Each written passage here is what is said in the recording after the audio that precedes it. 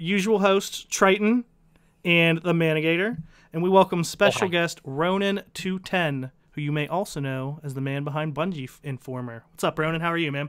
Good. How are you guys doing? Good. Better than better than Triton. We all are, but that goes without saying. How about you guys? What's been going on this week? Well, I'm happy that I am recognized as a usual host after being accused of not being on the show very often. I'm very glad Hove has conceded that. So otherwise, my week's pretty good. Only because you cried about it before we started. I didn't cry about it. Gosh, talking about so many other things. But tomorrow, I am getting that wrist surgery to take care of the tendonitis, which is going to cause me to miss Destiny 2 drop potentially. I am getting the stitches out on September 6th, which was good news. So I'd say all in all, a pretty good week. Been trying to keep up with some of the news, which I'm sure we'll get into with our guests. How about you, Manigator? I just want to say I'm happy that I'm recognized as a better host than Triton by more people. That's No, but same old, same old. I'm just playing video games, waiting for D2, getting more and more anxious, and apparently missed a huge info drop recently, which I had no idea about until like half an hour ago. And Triton is now the better host again. So anyway, we do have some stuff. Last couple days have been pretty big, so we do have a lot of D2 stuff coming up. I know a lot of people are actually getting upset that they're starting to reveal a little too much, but we'll save that. We'll put that on the back burner. Yes, Taz, this is probably a little bit of a spoiler stream, not real crazy. That's chat asking, by the way, because none of us have watched enough to give away too many spoilers, except for probably Ronin. We need him to inform us about Bungie. But before we get to all that stuff, we're going to talk to Ronin a little bit, get to know him. First of all, Lego's usual first question. Why don't you give us a little brief overview of your place in the Destiny community, where you like to fit in and hang around? Yeah, I actually kind of started off with the Twitter Bungie Informer and doing that. And the whole idea I had was to kind of just provide news for the community and to it was back when Destiny was like 2 years out, I think, and it was after Halo Reach dropped and those first few kind of hints of Destiny started coming out. And so it was like, I'm going to key in and try to just deliver what I know. And, from there it's grown to being something where I'm, hope I deliver news to people that people enjoy and kind of be a part of the community and provide, videos and art and all sorts of stuff. I try to be like a conduit of what other content creators are doing and deliver that to the community. So that's kind of my goal in what I do. I don't really feel like I'm a content creator. I kind of call myself a content curator. So like, what's the really cool stuff that everyone in the Destiny community should see? And then like check my Twitter, and that's where you can find it all. So you said 2 years before Destiny came out. So you've been doing this for quite a while, huh? Yeah, it was November 2012 actually was when I started. And I remember I was watching like, who's this more console guy? He is like and we had the same amount of followers for a little bit when we were like at 200 followers, and I was like, this guy.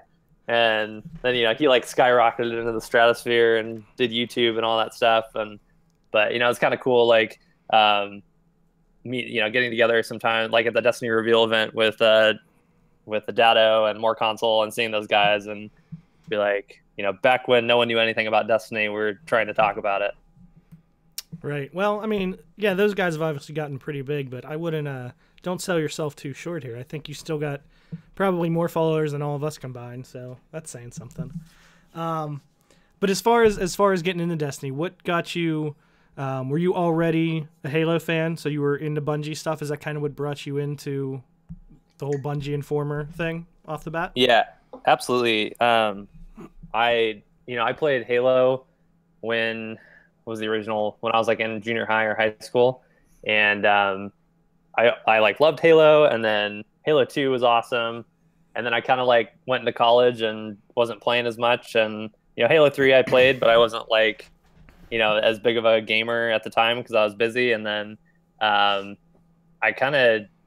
was still playing games, and then for some reason Halo Reach just hit like the right notes for me, and I was like super fan back in Bungie's court, all about Halo Reach, and from there I was like, what are they doing next? And then that was when all the news came out that like they're splitting from Microsoft, and they're working on something new, and no one knew what it was. So I was kind of like, whatever Bungie does, I'm ready to follow them.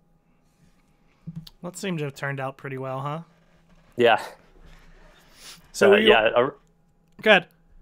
Originally, I actually was like, I'm gonna start a blog, and there was like Bungie Informer and a website and all this stuff, and it's gonna be like a news blog, and it was like way too hard to manage and way too much work to keep up on.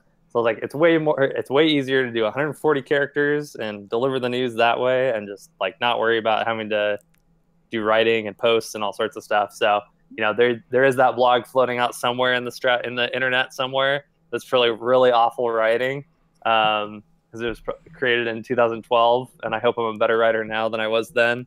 But yeah, I kind of love what I do now, just delivering a little kind of micro news at one bit at a time.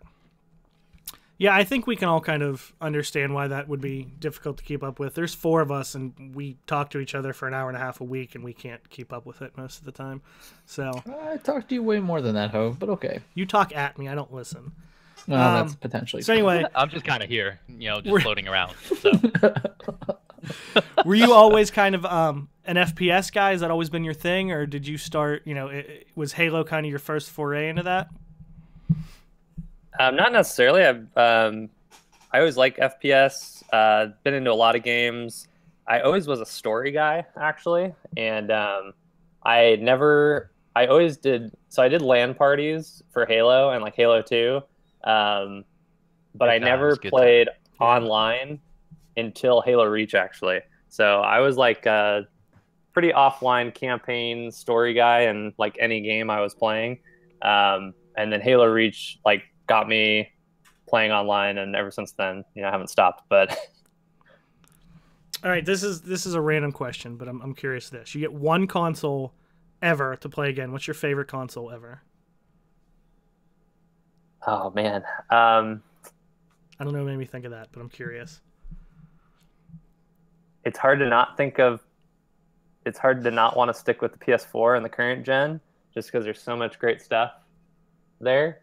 And Destiny's there, and I put more hours into Destiny than any other game I've ever played in my life. That's fair. Probably, if I had to go to a different gen, probably Xbox 360. I felt like that was like the console, for its time. Right. And it's funny, during that time, Xbox 360 was like my console, and then my PS3 was my Naughty Dog machine. So it was only there to play Uncharted and The Last of Us. And then now I feel like it's flip-flopped. Everything I play is on PS4, and my Xbox One is now my Halo machine. Right. How about you guys? Favorite console? One console to rule them all. Oh boy. That's rough. A part of me just wants to agree with everything you just said. But then I spent a large portion of my middle school years up until 360 just pure GameCube and pure party games with all my buds from around the block. GameCube was just so good to me, I was just everyone else had Xbox and the PS2, and then here was me in the center, of all my friends, I'm the one with party games, so everyone just flocks to me, whenever we wanted to hate each other in Mario Party or Kart or something like that. Yeah, I mean, it's easy to kind of go PS4 because I think, we have a Destiny podcast. We're about to play Destiny 2. I definitely, just like Ronin said, put more hours into Destiny than probably any other game. But for me, and similar to Mana, I had PlayStation 2 and we had that Time Splitters game, and it came with a really early map creator for FPS. So we would just create a bunch of maps and then play a bunch of tournaments after our track practices, all through high school, probably for 2 years. And that was one of my funnest times gaming. So I would say PS2. There's a lot of other games that are playing for that as well. Had a little bit of the backwards compatibility, so I guess I'm cheating, getting some PlayStation games in there too. So I guess I would go PS2 for sentimental reasons. Well, unfortunately, you're all wrong. The correct answer is Sega Dreamcast. Best system ever. I skipped it. I feel like I did Sega dirty. No, it was. A lot of people skipped it. It was so good. I started with Sega. It was so far ahead of its time. It was ahead of its time. I think the Madden game where you could actually finally pick plays on the controller and not on the screen, so your opponent knew the one of 3 plays you could possibly run was pretty awesome. Yes, someone in chat, Zulu Chaotic, just said Jet Set Radio. Yes, that was such a good game. If you haven't played it, you can actually, I think you can buy it in the PlayStation Store for PS4. It's really good. One of my favorite games. Okay, I don't know what made me think of that question, but I just had to get it off my chest. It was a good question though. It was harsh though. Yeah, man, you gotta. It's important stuff. You gotta know, who you're dealing with here. And now I know that I can't trust either of you anymore. I don't remember when you did trust me, but that's. Well, I didn't, but I was trying to be nice. How about you guys? Any questions for Ronin before I keep going? I know you do, Triton. Oh, well, I mean, are we still in the get to know you section? Absolutely. I mean, this is a very depends on. Come on, man. When we're at. So, Ron, I'm always curious when we have people that come on the show that kind of have been a big part of the community in certain ways. And so you're talking about, and I think it's really clever. You say you're like a content curator. So can you kind of walk us through the process when you first start something? And I'm always intrigued by people who end up making it on platforms that have like zero barriers to entry, like Twitter. So in the early stages, is it more about trying to push the right type of information and try to collect as much of the most accurate, robust information? Or is it, a battle between trying to get as much stuff out first and quickly in order to kind of gain traction and gain followers? Can you just walk us through how you kind of walk that tightrope as you were, building a following to, where you are now?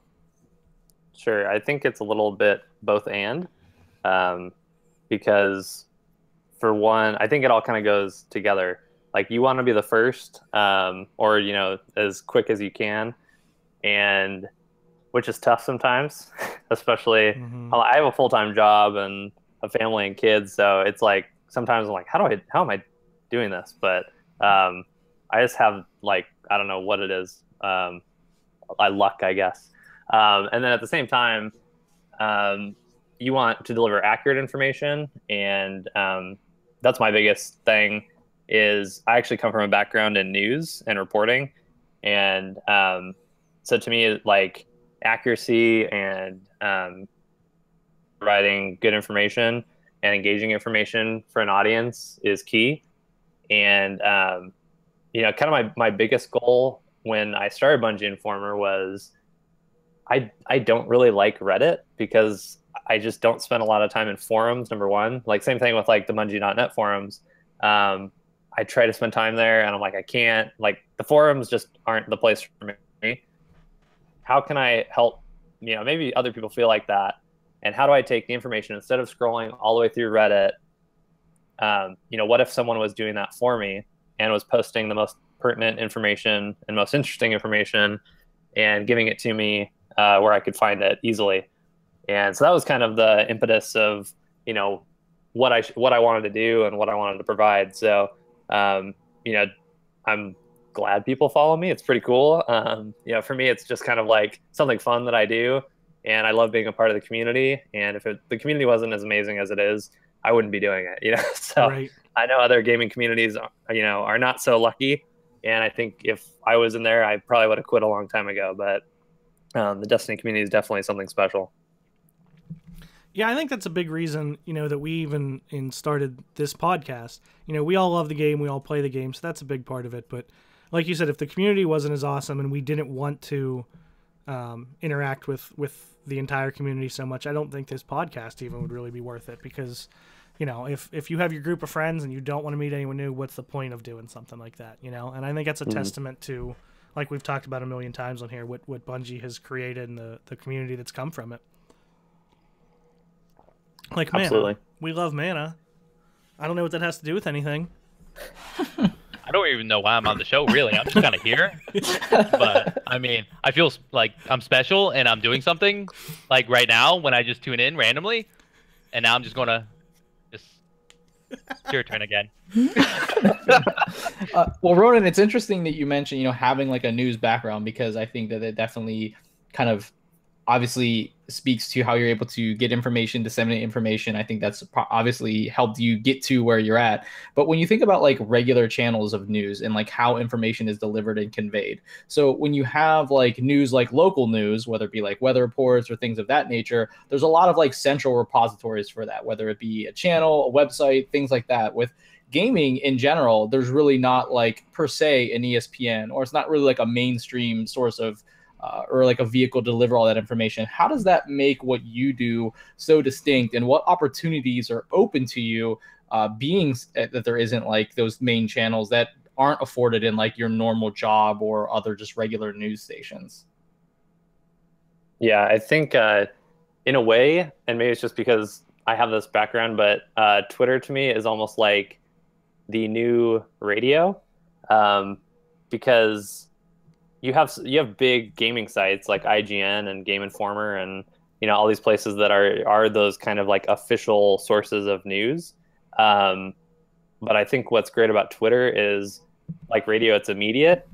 You can quickly type up information or disseminate information. And then on top of that, I feel like there is a sense of community there that you don't necessarily get from, like big sites are like a top-down, delivery system. So it's like, we are a big, your information source that we're sending to you, whereas you get a lot of feedback through something on a platform like Twitter, which is really cool, and I really enjoy that part of it. And it's kind of like, it's stupid to say this, but like it's like grassroots, because how big Twitter is, it's kind of dumb, but like it is a lot more like just fans being able to communicate and share and talk, which I love. So I think that doing that kind of affords, like, that's a little bit of my unique like niche there, is being able to deliver news in that way and get instant feedback. So if I mess up something, people are like, "You spelled a word wrong." I'm like, "Yeah, I know. I hate myself already for doing it." Like I'm the biggest grammar. Twitter. Yeah, I'm the biggest grammar police myself. So when I do it, I'm like, "Crap!" As soon as you hit that tweet button, you're like, "No, take it back." But yeah. Yeah, can we, Twitter, if you're listening, can we get an edit tweet button, please, sometime soon? Please. Yeah, right? I can barely speak correctly half the time. You think I'm going to type anything correctly? That's right.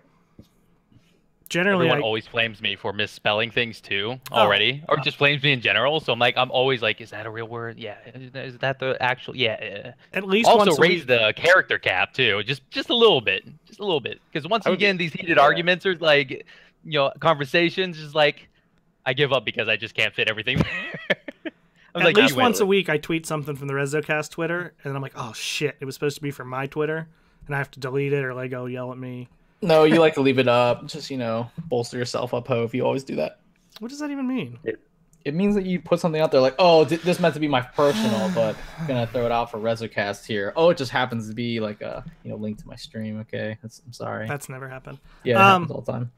So that's the worst feeling, actually, is like I have 3 accounts on my phone, and I'm like, oh crap, not that one. Especially like, the thing that really kills me is I'll get the same notification on both accounts. So it'll pop up, I'll get the same notification twice, and I click it thinking I'm like online, and it's on the REZOcast one, and then I'm screwed. So if you ever see anything that makes no sense in the REZOcast account, it's me, because Triton doesn't participate. I feel like I've been making notes of my participation. Speaking of REZO, in many different places. I'm not Hollywood enough to be on that. Ronin, I believe you came in the same group that Triton. You wrote a letter that I came in right around Taken King, correct? So we're coming up on 2 years. Is that right? Yep. I'll be 2 years in January. Yeah. No, I know. That's after. Well, I hate you. So what?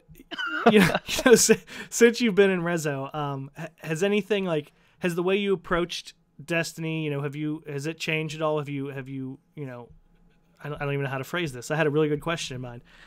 Has your gaming experience changed within Destiny, having, what we consider like a big family, all these people? Do you approach things any differently since, being in Rezo? Sure. I think one of the great things about Resolute is, whoever you kind of click on in that clan menu and you drop into one of their games is always an awesome person and an awesome experience, and someone that you have no problem, playing Destiny with, or any game for that matter. And I think that's one of the things that I treasure most about Rezo, is just that exists, and that's a testament to the leadership and the recruitment process, and building that family, like you said. So I think that's one of the greatest things of kind of being a part of it.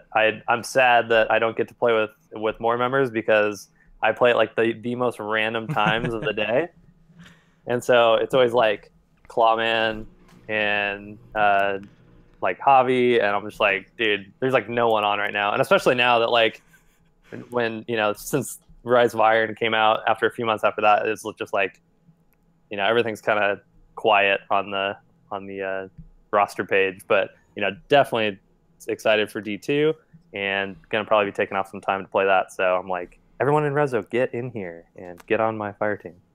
Yeah, I mean, I don't blame you though. I wouldn't want to play with Claw if he was the only one on either. And you've never played with Hove, right? I mean, when you're saying like no, great time, always great person, and I think Hove's on your list of not played with, right? Yeah, that was like asterisk right there. It was Yeah, not included. Yeah. That's fair. He forgets that he'll play with you, by the way. You could do something like, I don't know, the first day of the beta, and like with the people you spend at least a couple hours with every week, and he'll just forget that. Speaking of the beta, I think that is one good time. I think that was a good indicator of what the clan page is going to be like once D2 drops, because I know just playing the beta that first day, there were so many people from Resolute on. I hadn't seen that many on. It was crazy seeing that again. Mm-hmm. Even like Rise of Iron, I don't think feeling. that many. Just going to the friends list, which may I add, the friends list was working like the entire time. It was crazy seeing that. I don't know if you guys get that problem a lot, but it's just my friends list is like never there, and I feel lonely. But talking about the D2 beta again. How about the D2 PC beta? Yes, just right there. It's right there. Oh man, that's an A+ segue right there, man. Ronin, do you only play PS4, or are you gonna hop into the PC beta as well? I do just play on PS4. I do not have a gaming PC, and I suck at mouse and keyboard. I'm so bad. You wouldn't believe. I'm not the best either. I feel like I'm getting better, but then I don't know compared to some of the people that just poop on my life on PUBG. So. Like, those videos of people playing like a shooter for the first time and they're just looking straight up and spinning around and shooting? Yeah. That's me with a mouse and keyboard. Like, when I was at the Destiny reveal event, I was like, I don't think I'm going to play PC. And everyone was like, no, you have to go play Destiny 2 on PC. And I was like, I don't know about this. And so I was like, I'll play campaign because I'm by myself. Mm-hmm. And it was like at the very end of the event and like a bunch of people had left. And I was like, so I won't embarrass myself because no one's really around. So I like found a PC in the corner, and like sat down, and I went through like half the mission without even knowing how to throw a grenade. And like I was awful, and I like died 3 times against just regular Cabal, and I was like, I can't do this. It's the prettiest thing I've ever seen in my life, and it's the best eye candy, but like I suck so bad. So yeah, I'll stick with PS4. If I had a gaming PC, I would probably think about moving over to it, but I'm excited to definitely see the beta in action coming up. Yeah, I'm really excited for that. I have it, I have it pre-ordered for both console and PC, and I'm definitely gonna main PS4. But I think I'll probably just mostly play PvE stuff. Maybe one, maybe 2 characters. But I definitely want to experience it. All I've heard is how good it looks since the day of. What was that, May 18th? It's been 3 months, and that's all I keep hearing. So I definitely am looking forward to trying it out, though. Man, you can carry me. Amazing. I will try. Yes. I can try. So as far as speaking of PvE and PvP, Destiny 2 remains to be seen. But as far as Destiny 1, Ronin, what were you more of? A PvE player, PvP player, a little bit of both? How would you describe your gaming habits? I play both, but I would definitely say I am a PvE player more so. Kind of with any PvP game, I feel like as soon as I go into PvP, it doesn't matter what game it is, I'm on a instant timer as soon as I start, and I'm like, okay, I have 1 to 2 hours before I just get like completely tilted about this experience, and I have to stop. That's and like, fair. it doesn't matter what it is. It can be Overwatch, it can be Destiny. It's nothing about like balance or the meta or whatever. It's just like I have a set amount of tolerance for PvP, and PvE is a lot of fun for me. So yeah, I love the raids and running strikes. So definitely some of my favorites. And I'm oh, like I said earlier, I've always been kind of a story guy, so Absolutely. I can't wait for D2 and that campaign. It looks awesome. Yeah, that's one thing I definitely agree with you on wholeheartedly. That was the reason Uncharted's my favorite series, and Last of Us was so good, because they're like being in a movie. You know, the story was so good, and the more I see from Destiny 2, the more excited I am about it. I think that part's gonna be great. Speaking of Destiny 2, do we wanna jump into some of that stuff? We got a couple trailers. We got some news coming out. Yeah, I think we should, because we really need Ronin to really inform us about the stuff that we did He not took the joke. watch. I was thinking we'll wait and just jump in there and make the joke, but you got it. So first of all, a couple days ago we had I guess that was the official launch trailer that came out, correct? That was super badass. I mean, they've all been badass, but I was all excited about that, and I know Lego talked about it. Lego and I talked about it a little bit, and we were like, oh, we'll have something to talk about. Little did we know there was going to be, you know, another, not really, I guess, was it a trailer that was today, or was it just kind of like game? I guess it was just like the Dead Zone trailer type of thing. Yeah. But we got some confirmations of what exotics coming back and NPCs and all kinds of good stuff. But what'd you think about all that stuff, Ronan? Anything in there that really got you excited? I'm really excited about just adventures and lost sectors. For everything in the destinations, and so yeah, I'm kind of like, there's part of me that's like I want to wait and not be spoiled by anything, but then on the other hand, I'm like, I feel like I have to know and find out everything I can about it and what's coming. So I don't know, I don't really feel that disappointed that I found out things today that I think were supposed to be kept a secret, but I do feel bad for people who wanted to keep it a secret and didn't want to know. And especially for Bungie, who I think they really intentionally were trying to keep things from getting out before launch. And so I'm kind of bummed on that front. But to me, I'm like, I'm going to enjoy it 100% no matter what. So, seeing all that stuff just totally gets me giddy. Yeah, I pretty much limited myself to the Bungie video, the Dead Zone trailer and some of the stuff about that. And what was thought of through there, like what was figured out, but I haven't watched any of because I guess there were like actual leaks, right? Am I right in that? I've been trying to avoid that. Yeah, it was, because basically there was a bunch of the press got to play the game I think like a week or two ago, and then the embargo was up today at the same time that Bungie dropped that trailer for the European Dead Zone. And they weren't supposed to show certain things. Like, I know they weren't supposed to show the exotics. They weren't supposed to show certain things that hinted at certain subclasses. But that I didn't see. To me, it seems like someone just just missed it. Probably, I don't think it was probably like an intentional, like, hey, we're going to leak this. For me, it was disappointing that it kind of came out in that way, because I saw it actually through Reddit posts being like, hey, I found this screenshot. In this one, it's like a 20-minute video footage, and it's like one shot of one line of text, which then, basically reveals something that was supposed to be a secret. And, it's kind of disappointing that it came out in that way. Like, I wish Bungie just would have like put out a trailer, and you would have had like all of a sudden a hunter like busts out a shadow shot, bow or something like that, and right. You're like, oh crap, like the subclasses are back. It's like, I wish there would have been that moment versus like, I was watching this 20 minutes of footage and I found this one screenshot that revealed that, these are back. And I'm like, okay, like that's kind of anticlimactic and boring in a way. So yeah. And I think that was my feeling about it. Yeah, it was definitely kind of a, like you said, anticlimactic way to do it. To sum that up, they pretty much showed, in some of the footage, there were just some little like Ronan said, text and some little pictures that pretty much told us that the Taken King subclasses are coming back. They may not be exactly the same. I guess we don't have confirmation that it's Stormcaller, Night Stalker, and Sunbreaker, but it is going to be a Solar Titan, Arc, Warlock. Those things. I don't remember what they're all called.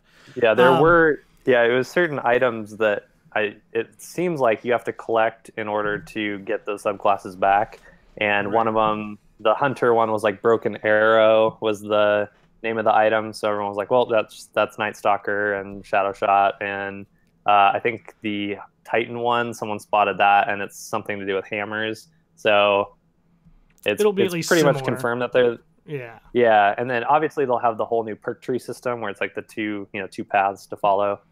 So it'll be reworked in that way. But yeah, I would just wish there would have been like that Bungie trailer moment of like, let's see a Stormcaller like pop his super, right? And that, and kind of have that shared experience as a community in that way versus like, oh, hey, I found a screenshot, or here's one item, that must mean this. I don't know. So Ronin, walk us through. So when today like this happens and a bunch of stuff starts coming out and a bunch of leaks, how do you handle it as kind of like Ronin, the fan of Bungie and fan of Destiny, wants to be surprised versus what you need to do on Bungie Informer and kind of how you just go about like getting this information out? Yeah, I think the desire to the Bungie Informer side and the like desire to get it out as quickly as I can kind of takes over, and I just like jump on it as fast as I can to like a good example was E3 when it's like I had my calendar set for like every time Deej was going to be on a show, and each press conference, they're like the Sony press conference which I knew they were going to be at, so it's like, and then as soon as anything comes out, you're like typing up that info and getting that out. So I think E3 was really fun this year because I felt like I actually was pretty on top of that and got that out quick, and people seem to enjoy that. Today is weird because I had tweeted something out yesterday saying like, hey, what are your questions about Destiny? Like, what are your lingering questions about Destiny 2 that you would want to know before it came out? And I think the general consensus is we don't want to know a lot, but I thought some people would be like, here are some things that I am still wondering about. Mm-hmm. And it was like far and away, every response was like, shut up, I don't want to know anything. Like, pack your bag and go home until September 6th. Like, I'm muting you right now. So I know that's the feeling in the community. So today, when all that stuff came out, I did not tweet very much today. I retweeted a lot of stories and videos that were covering that information. But I'm starting to feel like a lot more responsibility for how much and how detailed and how much I'm letting out on Twitter, because there's really no way for Twitter to be like, hey, spoilers. You can always say like spoiler at the top of your tweet, but I don't know about you, but when I read a tweet, I'm basically reading that entire tweet in one glance. Like, there's no staggering system of like, hey, spoiler incoming, or like blocking out a tweet and then being like, click here if you want to reveal what the spoiler is. So just scrolling down and you just see it and you're just like, oh, well, yeah, And so I try to even be really vague just about like, I felt like some really big content creators had already tweeted out the information about the Taken King subclasses. And so, because I saw that right away, but I didn't tweet anything about it. And then I saw some big content creators that have, like way more followers than I do talking about it. So I was like, you know what? A lot of people probably already know about this at this point. And I waited like sometime after that still. And I said, and I tweeted more like, I'm disappointed that this is how it was handled and that it came out in this way.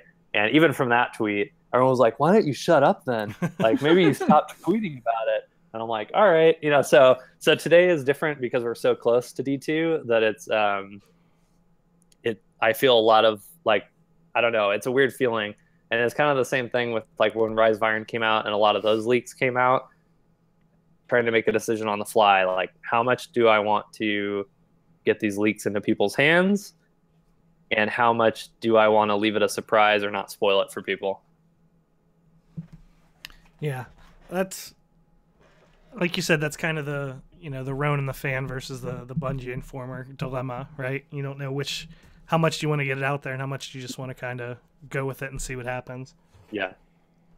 I also think like leaks that's like an interesting one too, because I mean, some people could put, like you mentioned with Rise of Iron, there was those first couple posters, everyone's like, oh, that's not it. So, I mean, that can kind of speak towards credibility a little bit. And when you've built yourself up to be the Bungie Informer and like a really well-known resource, I'm sure leaks have to throw a wrench into the system when you're thinking about being accurate and also being first to be able to vet those things. Do you have like other resources you consistently trust as you've gotten bigger, or kind of people that not necessarily tip you off, but that you've kind of identified sources, hey, this information is probably correct?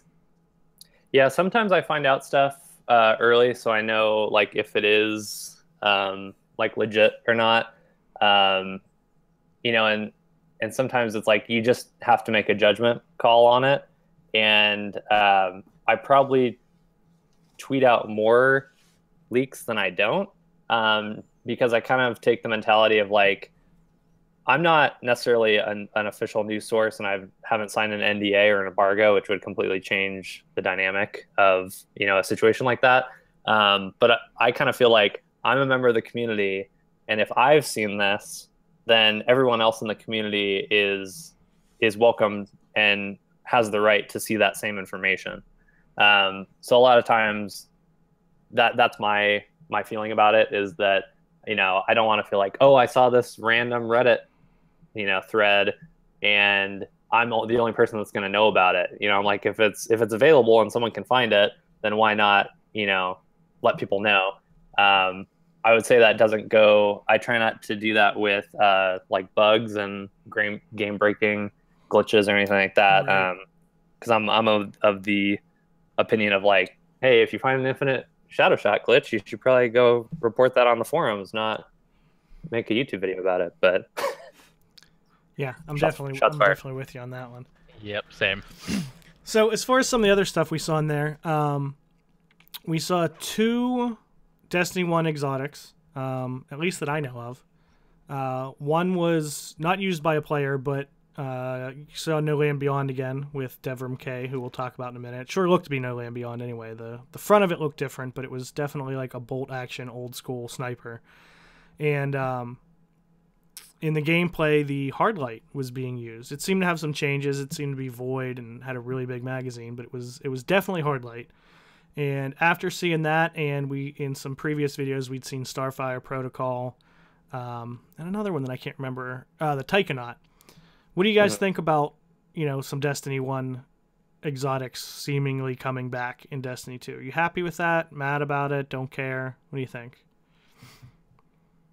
I think it's neat kind of bringing back some D1 stuff into D2 just as a little, like, remember all, like, you know, it's like, we used to love these. Why not bring it back for something fun? Nothing like anything game breaking, but just a little bit of like, that gun was fun. Yeah, let's take it for another spin, you know?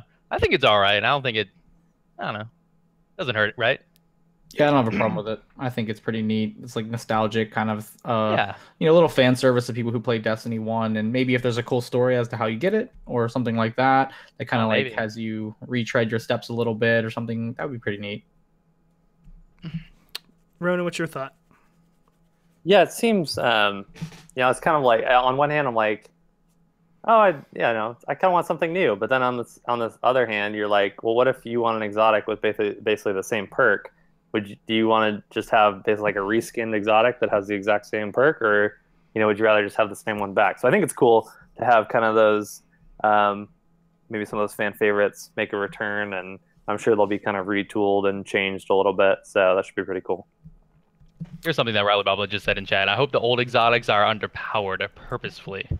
That's kind of interesting to think about. Maybe like have them come back, but have them not like, say, how would I word that? Not be super flashy, super like amazing and fun over the new weapons like and equipment that we get. So I don't know, maybe maybe I do like that. I get what you guys are going for with that, but I feel like if they're going to be exotic still, they've still got to be on par, or else there's really no reason to have them. Do you know what I mean? Like they've still got to. I hope they do a better job of making, you know, it's not, hey, I'm a Titan, I need to run this exotic. Like, I hope they all have their own, you know, pros and cons and maybe reasons and times to run them. But I think if they just purposefully made all the old ones weaker, then what's the point of making them exotic? You know what I mean? Yeah, I agree. I hope they make all the exotics, like, very powerful, like they were in year 1. I feel like where Destiny kind of ended up in year 3 is that, like, an exotic is only a minor step above a legendary, which is, you know, I think part of the magic of an exotic is like I heard John Wisniewski talk about exotics once and say, Like they start with an exotic by saying, how can we basically break the game with a weapon? Like what perk can we put on an exotic weapon that's going to be like completely against the sandbox and anti-design, and then they create that, and then they start dialing it back to bring it into more balance. So I hope they don't pull that balance meter too far with exotics, because I feel like an exotic should be a choice. Like I have 4 awesome exotics that I want to use, and they're all amazing, and they're all super powerful, but I can only pick one. So I hope they kind of keep that mentality in D2, but we'll have to see. Yeah, there's still so much, even after this today with the, kind of leaks and the videos and everything, there's still so much we don't know. And I'm still hoping that maybe this is the end of the big info dumps that come out. I'm sure it won't be, but I have my fingers crossed that we're just going to go into it knowing what we know now, and that's it. Because I think it is, actually. Oh, well, I hope you know more than I do, so hopefully you're right. Because, I don't know. I don't want to know too much. I think I'm still okay with everything so far, for the most part. Like you said with the subclasses, maybe not the way I wanted to find out, but I'm not that upset about it. Yeah. I didn't realize until just now that maybe half the things I was looking up may have been leaks and not purposeful information. So now I'm just like, what is an actual leak? I don't really know what's going on here. I was told to watch as many things as possible to be ready for the that's what I did. I'm on the show, so I'm with you, Mana. And I actually did go to Bungie Informer to check out all of the articles and videos as quickly as I could. So it was very helpful. But as far as the other video, like we said, it's a lot of stuff about the European Dead Zone patrol space, which looks awesome. The first thing I noticed has nothing to do with the game, really, but one of the areas in it was called the Gulch, which immediately made me think of Halo. Wasn't there a Blood Gulch? Wasn't that in Halo? Blood Gulch. Yeah, that was like Halo 1. Yeah. That was the only one I really played a lot. That was the one that was just remade, I think, every single time, I want to say. Wasn't it? I know. I liked it, so maybe. Well, obviously they did it for you, Hove. Let's just be honest. I hate you. He's easily pleased, actually. This is true. Can confirm. You done? So anyway, they kind of showed us this new NPC. It's actually the sludge. That's what it is. What was it? Oh, the sledge. The sludge. Also, shut up, Triton. So they showed that we saw this NPC Devram K, who looks like almost kind of a vendor / cryptarch / quest giver type player. Looks like he's gonna do a lot of stuff. So we got to see him. Saw some of the massive amounts of loot you can get out in the area, whether it be from adventures, flashpoints, random high value targets just running around that you kill. Different currencies. What was it? Shard of the Traveler was one, and some other kind of shard. I forget what that was called. Is it like a token, an EDZ token that you redeem with tokens? him? Yeah. Kind of has its own faction, right? You can rank up your rep with EDZ.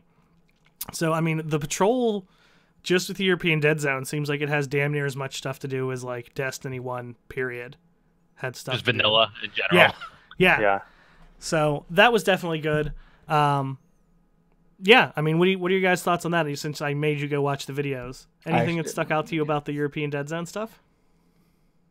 This is a small thing, and if you did watch the videos, you might have picked it up. But I mean, they could have had like one of those consumables on, but it seemed like every video I saw, Glimmer was being accumulated upon you killing an enemy or your fire team killing an enemy. I actually thought that was pretty neat because that was one of those to me, it was one of those pain in the ass things that they did really late in the game. Like, in the beginning, you kind of needed Glimmer for a lot more things. And then towards the end, everyone's at the cap, whatever. But those consumables really helped out. So I noticed that, to me, this was another one of those subtle, small things that they knew was kind of an annoyance, and they just built it in, presumably. I presume, having watched a couple different videos, seeing Glimmer accumulate in every one, that maybe this is something we'll just naturally get, which I think would be great. That actually was one of the things that stood out to me.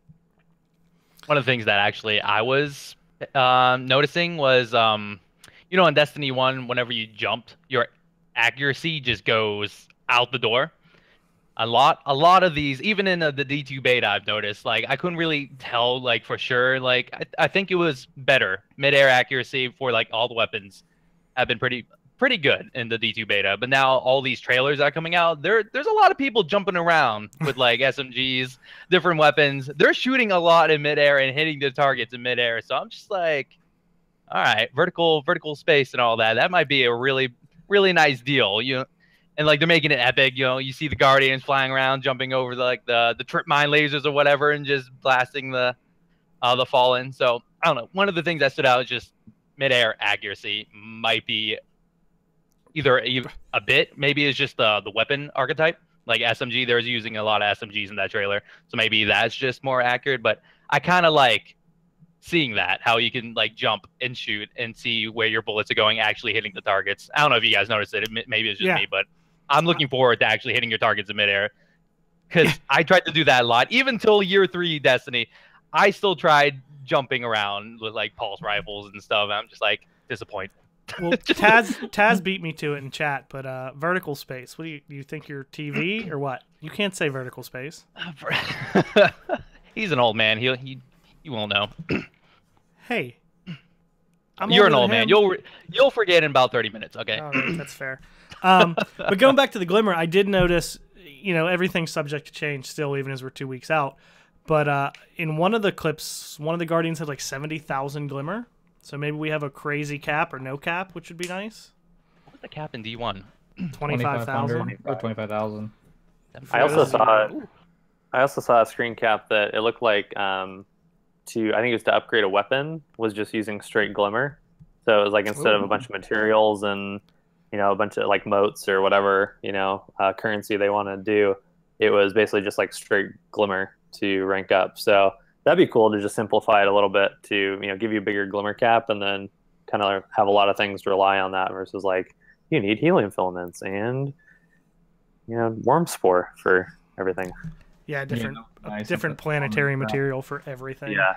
So did you guys see the one? I think this was like an adventure. So that I know I saw kind of like the loot, the lost sectors. There was like an adventures one. There's a couple different things obviously in that mode. Did you see when they opened up a chest? Like it really looked like, one of the big complaints in Destiny 1 was the trailer. When you'd open a chest, all these engrams would fly everywhere and you would get it, and that's not how it happened. But this chest like opened, you could see all these like little blue columns that looked like it was Glimmer. Then you got stuff. So again, just like another small thing, but it's just like, oh man, you open these much bigger chests, and look, it actually looks like something comes in, or is in here that you'll receive, as opposed to just like the flash and then all the stuff appears on the screen. I thought that was neat too. Triton with the hard hitting stuff here. Hey, I'm just saying, these are like the small polish things that you would hope they would get right between, or not get right, but they would kind of polish off between 1 and 2. Right. No, I like it. I mean, there was a lot of cool stuff going on. It just seemed like there's so much more. Like they just showed the European Dead Zone, and while they showed a lot, like it just seemed like, oh hey, I can do this, and then I can do this, and everything seems to be geared towards having more to do, as opposed to just, hey, go kill this guy, and that's it. You know what I mean? Yeah, the common thread I feel like between all the press reporting on the EDZ was like, this place is dense. Like I felt like that was the word that everyone was using. Like the density of the public, space or patrol area or whatever we're calling it, destination, is like so much more than D1. Like, in a way, you go to the Cosmodrome and it feels kind of hollow and like just a lot of empty space. Whereas something like already in D2, like the European Dead Zone just feels like way dense, a lot of things to do. And, so I think it's like take the idea of the Dreadnought from Taken King and multiply that by 10. And it seems like that's what we're getting. Yeah. One thing I hope they don't do actually in the European Dead Zone is, in vanilla, even for a while there, like we had to grind for resources, and some of those sessions would take forever in order to like do certain things. Like you had to go to the moon, get the whatever I can't remember what resources went where, but I hope they don't have that in D2, because I think that actually killed a lot of the open world exploration in D1. Like people had to go there, they had to grind, and then they're like, I don't want to go back there again. I'm just like, I'm over it. Yeah. that it honestly did that to me. I know a lot of other like PvP oriented players, like they're just like, that was my experience. Went there, grinded it out because I needed Worm Spore for the longest time to upgrade my Iron Banner gear, and I went for months without upgrading because like I don't want to go back, you know, and just grind out. I just can't do it. I'm never going to get this one perk to make my hand cannon reload quicker or something like that. I just hope they don't have something like that in D2. Yeah, and it's like Taz said in chat, you know, comparing it to like the Rise of Iron Patrol, which to that point had way more to do and was way better than like vanilla, but it still got obsolete fairly quickly. I guess the big thing, and we won't really know, you know, we can see as many videos as we want that make it seem good. Let's just hope that, you know, the replayability is there, and it's not like a, hey, we did all this stuff once, and yeah, while it may recur, do you really want to do it anymore? Like, that's the biggest thing that, I don't want to say I'm concerned, like I think it's going to be a problem, but that's the one thing I'm curious about, I would say. Now, I didn't see anything on like the size of these overall areas. Like, so when I was watching the videos, I mean, it was just like one activity to the next. There really wasn't like any travel time or anything like that. So, I mean, for it to be dense, because when we think about patrols, I mean, some of the places you had to go like really far to find enemies again and other things. This seems to be like you can just be out, you know, exploring. Boom, lost sector, whole new mission. All this stuff opens up. So I'm kind of wondering like how big the area is going to be, because if it's really big and this dense, as you know, Ronin is saying, then I mean there's going to be a ton of stuff. Or is it a much more condensed area where they just really wanted you to not go, I don't know, a half a mile in the game without finding anything? So I didn't get any concept of scale just watching those videos, because it was just like snips of here's this mission, here's this mission, here's this one.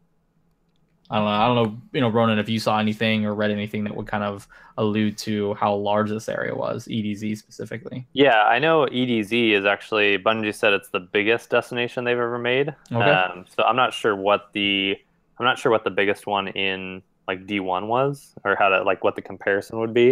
And I don't know like how much bigger than that EDZ is, but I know that Bungie has said it is the biggest one that they've made. So yeah, I did see a video actually where it was a Sparrow tour like through the European Dead Zone, just kind of going through the different areas, and yeah, it looks pretty big. And they all, it didn't look like a loop. It's hard to tell when you're not playing it, you know, like how, because one of the big complaints about the Plague Lands was like, it's just a big donut and like, you know, it's boring. Which like, I don't know if I agree with that like assessment, but yeah, that is kind of how it was designed, was a loop for you to go around.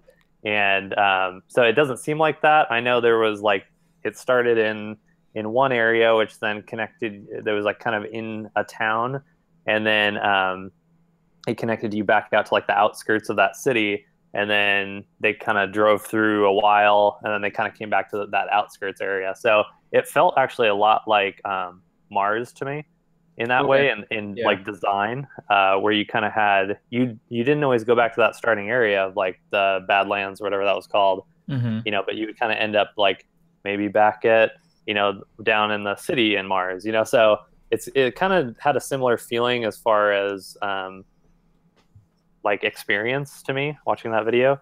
But yeah, it looks pretty big, but obviously we don't know about Nessus or Io or Titan. Titan seems small to me just because it's a big water planet, and you're going to be on platforms or going underneath the water or something. I don't know. I'm like, there's not a lot of real estate when you have a water planet, so I'm interested to see how big that is. Well, as far as the loop thing, as I'm thinking about it, weren't all of the patrol zones in some way a loop? They connected the whole way around in D1? Yeah, I think they're all kind of designed like that. Was the Dreadnought a full loop? That's the only one I can't think of. I tried not to go in the Dreadnought very much. Wormspore kept me away. No, especially if they... yeah, I got allergic to Wormspore. Especially if they're going to make it, if they're getting bigger. Like, wouldn't you want it to be, you know, have some sort of way to loop back around? Because if you go all the way to one end, and you had to go back to the other damn end, and it's big... Suck. Yeah, that would be just as tedious. Like, I'd rather go wait in orbit to go to a mission. Like, that would be better. Like, hey, guess what, guys? You no longer have to go back to orbit before you go into a mission, but you got to run all the way across the biggest space we've ever made in history I guess it wouldn't be that bad if they had maybe checkpoints you can fast travel to. Like your spaceship comes in, picks you up and then drops you down or something. I guess that could be pretty, viable. I just don't, I don't think the loop itself should be something that people are upset about. If it's big, it's big. Yeah, as long as there's a lot of things to do and it looks good, right? Yeah.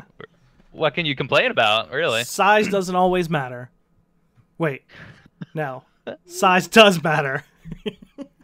That one's too easy, Hove. I mean, that was the point. God, I know, but I mean, you guys are failing me today. I'm leaving the jokes out there, and you're just. I was going to say that's what she said for both of those, but too easy. So let's move on to, because it's a little bit of the same stuff. We'll talk about the stuff in the TWAB real quick. They have a couple of the launch trailers in here, and then they talk about the PC beta, which I know we touched on a little bit. Looks like the ability to pre-install the beta begins Friday, August 25th at 10 a.m. Pacific. You got to go to Blizzard's Battle.net app and click the big install button.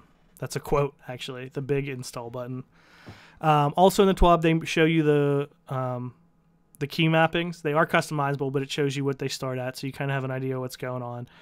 I'm probably going to have to look at those at some point because I'm not going to have any idea what the hell I'm doing. Then, also coming up, Bungie will be at PAX. Multiple days, doing all kinds of different stuff. So check that out.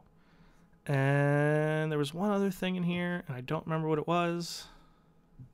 No, I guess that was it. So yeah, not much besides the stuff that we've talked about in the TWAB. So let's move on to the community questions. Got a couple on Twitter here. Guys in chat, if there's anything you want to ask, whether it be us, Ronin, or just general questions, feel free to throw those in there and we'll try to get to them.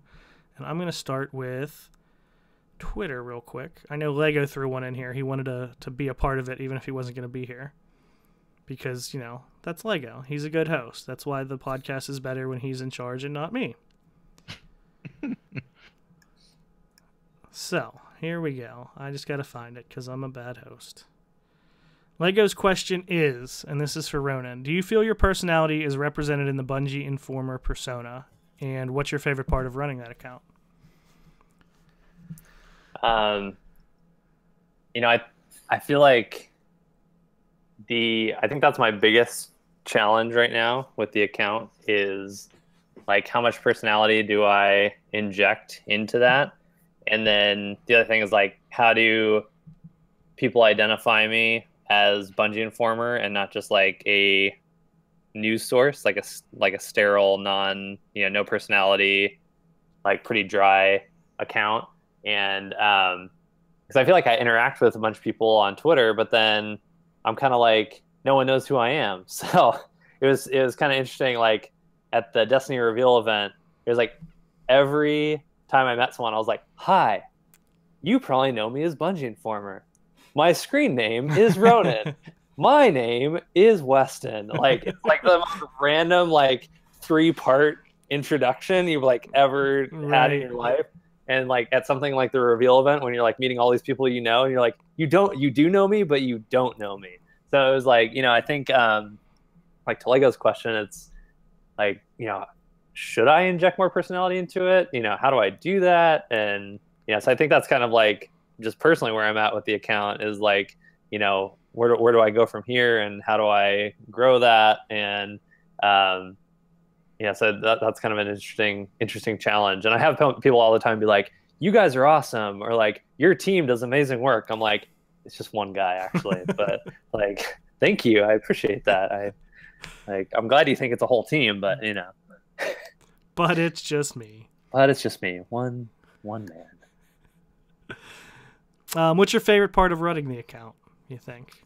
I kind of mentioned before, like just being a part of the community and being able to serve the community in that way. I hope I'm a service to the community in providing information and news and something fun to do when they're on Twitter. So yeah, that'd be it. All right. Next question. Wilson309 asks, with us being on the cusp of the D2 release, What have been some of your fondest moments in Destiny 1 that will carry you to Destiny 2 and further? That's for everybody. I think sorry, I'm talking a lot. No, that's what you're here for. Good. And Triton's texting, so he's not going to talk. Yeah. I think participating in chat. I've been told I should participate more. I'm being a full team member and participating in chat. I think one of my favorite moments was when the Sleeper Simulant quest dropped, and I happened to be online. I'm usually always on at like reset, and so when that came online on reset, I actually just happened to look at my director, and I was like, "What is that new story mission?" And then come to find out, you're like, "Holy crap, this is it!" Because I think Game Informer had talked about Sleeper Simulant, and then it was in the game, and we all kind of knew, but no one had found it, and everyone was, trying to figure out, like, is it going to be a quest? Right. How are people going to get it? And it just, like, that mission popped up, and then that quest line starts, and Little Big Oki was on, and the Cryptarch on Twitter was on, and we all, like, jumped into a party together, and we're like, what the heck is this? And, like, went through that whole quest as far as we could go that first night, and it ended up just being me and Oki, and we're on that last step where you have to do the public events, do the warsat on all the different planets. And we went to Mars, and within 10 minutes, we got a warsat to drop and got that done. And we're like, sweet, like, good night, have a good one. And then come to check Twitter, and people are like, I've been sitting on Mars for 5 hours, and I cannot get a warsat to drop. So that's one of my favorite memories of D1 for sure. And just having that, like, moment of discovery and that just, like, mad dash to figure out what this was.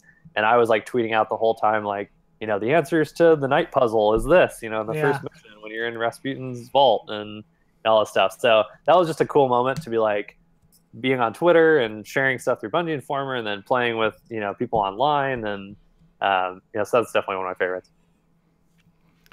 Yeah, I definitely really like that. That and the, like, the similar Outbreak Prime quest type of thing, when all of a sudden, it was all of Twitter and all of YouTube and everybody just trying to figure it out. And I'm not smart enough to figure it out, so I just let them do their thing.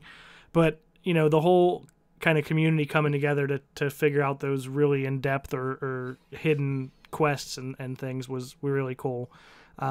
Personally, and I've mentioned it before, I think one of the best moments in gaming I've ever had was the time Fatebringer and I were helping the kid to the lighthouse, and we had him put his mom on, and Fatebringer talked his mom into letting the kid stay on for like a half hour later because he was in the background getting yelled at. So Fatebringer is now the mom whisperer. It's a great story. Ask him about it. Yeah, that's a stupid personal story that, like, doesn't connect to anything. When I was running trials with someone I play with sometimes online, his name's Spartan, and we're playing trials, and all of a sudden he's like, I got a cookie. I want to warm it up. I'm going to stick it behind my PS4. And he just, like, sticks it behind the fan of his PS4 to warm it up. It leaves it there for like 20 minutes. And then he's like, I'm getting my cookie. It's warm now. I was like, this is the most random, like, in the middle of trials. Like, I really need to warm this cookie up. I'm going to use my PS4. I was like, use this PS4 as like a heater to warm up. That's ingenious. I was going to say, that's perfect. That is perfect. I need a little plate right next to my PS4. Oh my god, it's perfect. I keep my food warm over time. That's perfect for Mana. Man, is just like revelation. Mind blown. Easy bake oven. Yeah, right? Either of you guys got anything? Things. I'm zoning out now. Hey, hi. Yo, Triton, I see you. You want to talk. Oh man, I was just trying to hope that Mana had something so I could go last as I thought about this more. But I mean, part of my I mean, in terms of like favorite moments, I mean, we've all kind of shared them before. So my favorite moment certainly was, thinking back in D1 is definitely when I was in Dads of Destiny, prior to being a part of Resolute. But I know True Vanguard at the time, and we were trying to tackle Crota, and it was like in like the height how glitchy it was and how terrible when people were doing like the the internet plug pull to get them to stay down and things like that. And we just refused to do that. But we ended up staying up to like 2 or 3 a.m. to try to do it. TV would get booted from the party. He was our sword bearer, so we had no idea what was going on. He'd get booted from the party in final approach, or the sword would disappear, and like he got kicked off the internet a couple times. And then one of the guys we'd play with at his time, his wife came down at like 2 a.m. and all we could hear is just her in the background saying like, "What are you doing?" and then he kind of like muffles. You hear like the scramble, like he's clearly trying to put the controller down and everything else. And his only response there was like, I just really like playing with these guys. And then something else is said, and then I guess she leaves, and he's like, "No, don't worry, I'll fold the towels." And then and that was it. And I think that's what we exactly need. I don't think we actually got the raid done, but it was just a hilarious way to kind of end the night that was otherwise unsuccessful. Remember some of my first like big memorable moments was actually going through the Nightfalls for the very first time with my buddies and being very leveled, very underpowered compared to like, say, what was the first moon one? The big ogre. What was his name? Oh, Fogoth. Yeah. Fogoth. I was just like, this is impossible. We can't beat him. It's like, how are we supposed to beat this dude? Vivid memories of me and my buddies going in there, trying to last as long as possible, only dwindling his health down just a little bit just to get destroyed over and over. And we're like, you know, I'm going on like Twitch or hearing like people like on Facebook communities and stuff like, they're already past it. They're falling behind. I just don't understand. Those moments where you're just failing with your buddies and you're just like, ugh! You're like, I need to go forward. I need to show my other friends I'm competent at PvE. You know? And that's when you could get the blue flame and stuff like that. I remember seeing people in tower like, what is that? What is that? First time doing a knife, I'm like, yo, there's something around my face. Like, what is this? And then you go to the tower and like everyone else already has it because you're the last person to go through because I'm trash at PvE. And then I cry. I remember getting not really a favorite moment, but it was kind of the same kind of thing. I remember fairly early on, I got a Crest of Alpha Lupi to drop as a hunter. And, you know, it was pretty badass looking, had the wolf on it and everything. And I knew, when I started the game, I knew nothing about anything. It was just Destiny, this game that Bungie made. Like, I'm going to play it. So I was like, oh my god, this yellow thing just drops and it has a wolf on it. It's so badass. And I would just wear it all the time. Meanwhile, I didn't know, like, you know, it's faster revives and all. I was just kind of like, it has a wolf and I'm going to wear it. Like, what is it? No one else has a yellow one. Fuck these guys. Like, look at my yellow wolf. And I had no idea, like, what it was, but I thought I was pretty badass. Bragging rights. Yeah.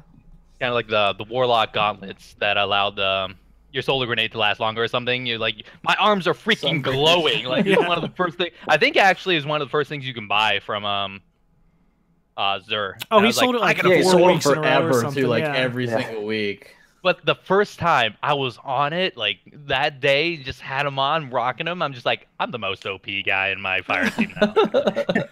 I got an exotic armor piece. Come at me, guys. It wasn't that good, but I was like, yo, look at these. I look spectacular.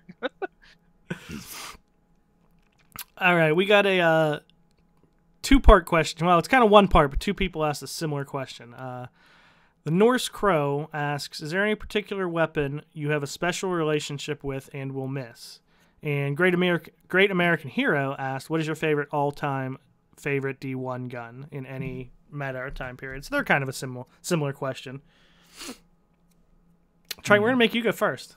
Okay. This one I'm a little bit Oh, wait, more you have an prepared answer? for. Never mind. I actually have an Mana, answer you for can it. go first. So I think this, like is a special relationship? It's like the same question, right? You just asked by two people. I literally just said that. Special. I just don't listen to a lot of what you say though. Yeah, so pretty like, much. it's really tough. One just said favorite all time, and one said like one that you have a special relationship with. So I mean, if you have a different answer for both, great. Favorite of all time was definitely, and I hope Stever is still in this chat, because it was definitely Thorn when it was just like completely stupid. I like loved that thing. It was like one of the few exotics I had. Like stupid bad or stupid good? Stupid good. Okay. Because I wasn't like really very good at the PvP at all early on. Like in the beta, I didn't have like an auto rifle. I think I tried using scout rifles and stuff. I didn't get it. Thorn was like the first time it like really started to click for me because it was just so good. And not a lot of people had it immediately. But I think my favorite gun was probably the Messenger. in D1 right before, like when you could like 2 burst people to the head. I think it was like that was probably my favorite gun before we moved into D2. You're gonna make me go next, huh? I'll go. I was about to say I'm actually ready, but you go ahead. Probably my favorite. I didn't even use it that much near the end, but when I first got the Finale's Peril, and I had Rifled, because that was when you needed Rifled, and Outlaw, I loved that gun, and I used it for so long, and it was like the only thing I would use. And I remember Lucas would just make fun of me constantly because it was an ugly gun, and that made him angry. It wasn't a good looking gun, so that was upsetting to him for some reason. That would make me want to use it even more. But I really liked that gun. I always did. And the other one probably maybe my longbow. I had a really good longbow. That's it. I'm done. That's it. Some special attachments, some of my favorites before, of course, I got into like the NLB / sidearm or / fusion rifle that I so caringly used for so long. Probably Fatebringer or PvE. Fatebringer back in the day.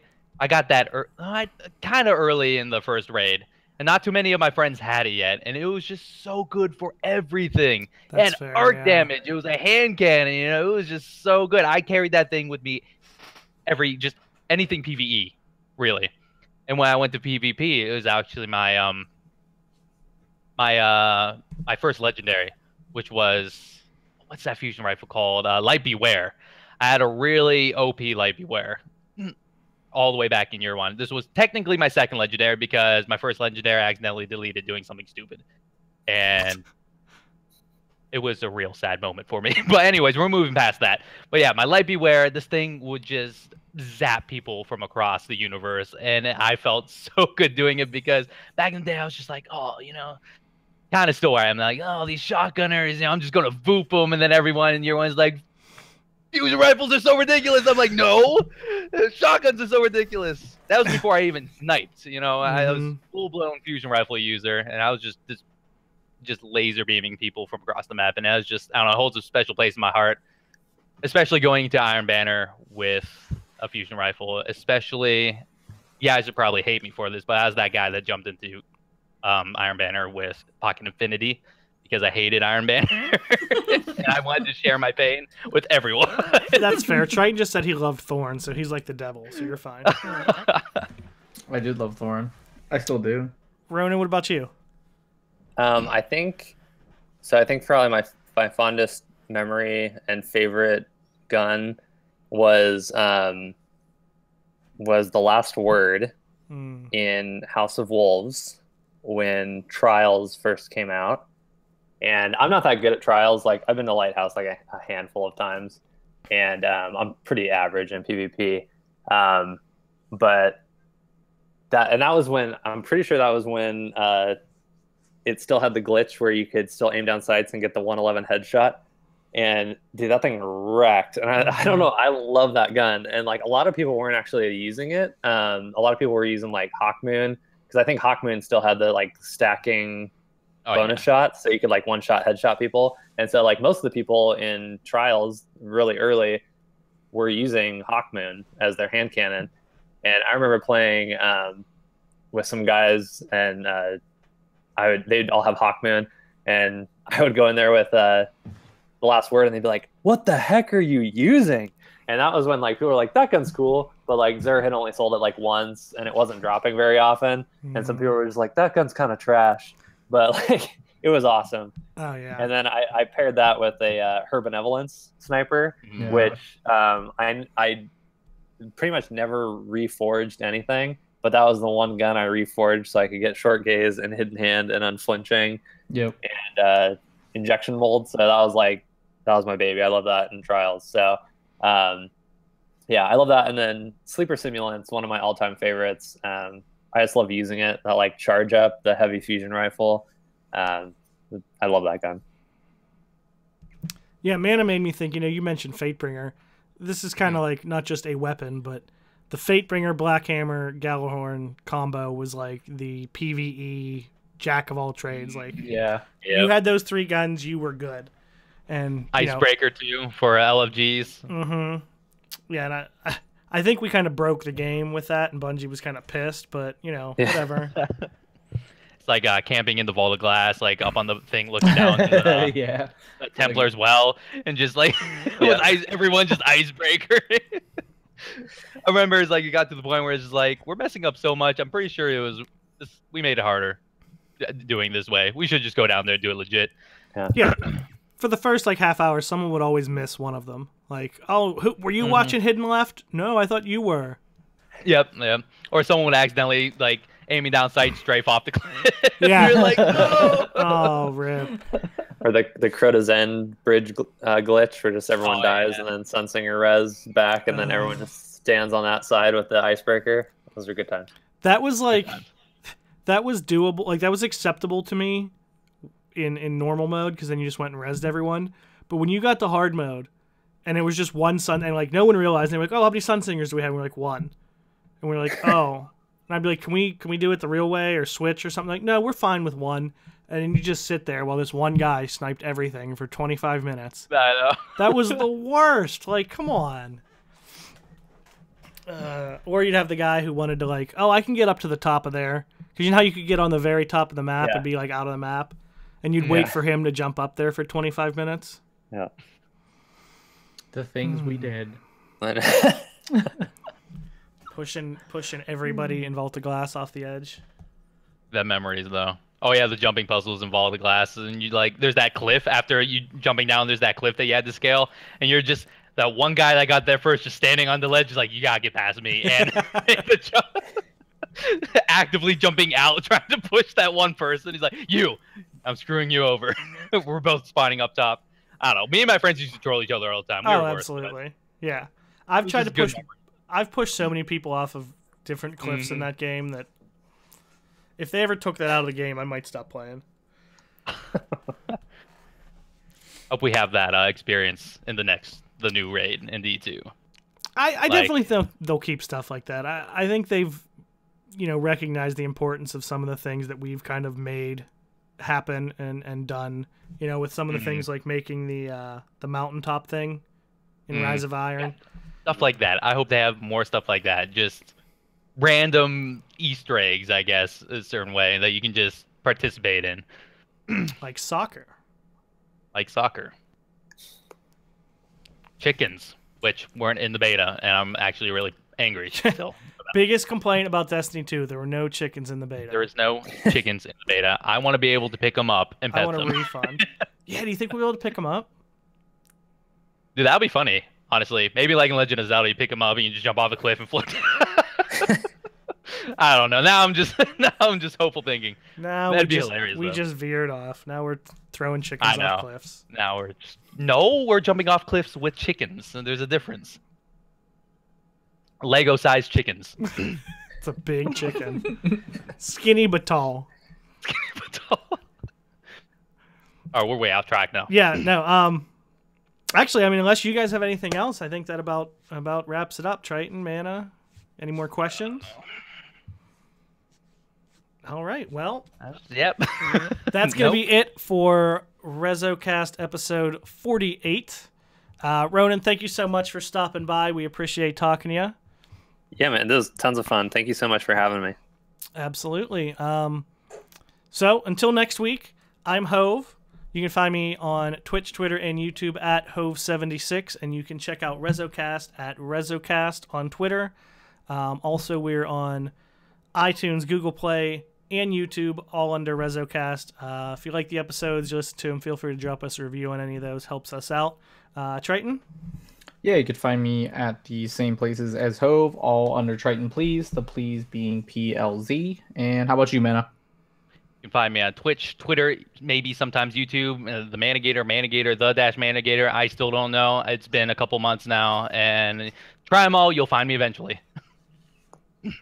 All right, Ronin, where can they find you? At Bungie Informer, and that's where I tweet out all things Destiny. If you want to hear my opinion on other things in life, you can find me at Ronin210_. So that's it. All right. And finally, the big news of the day. You can also find Team Resolute on Twitter, at Team Resolute.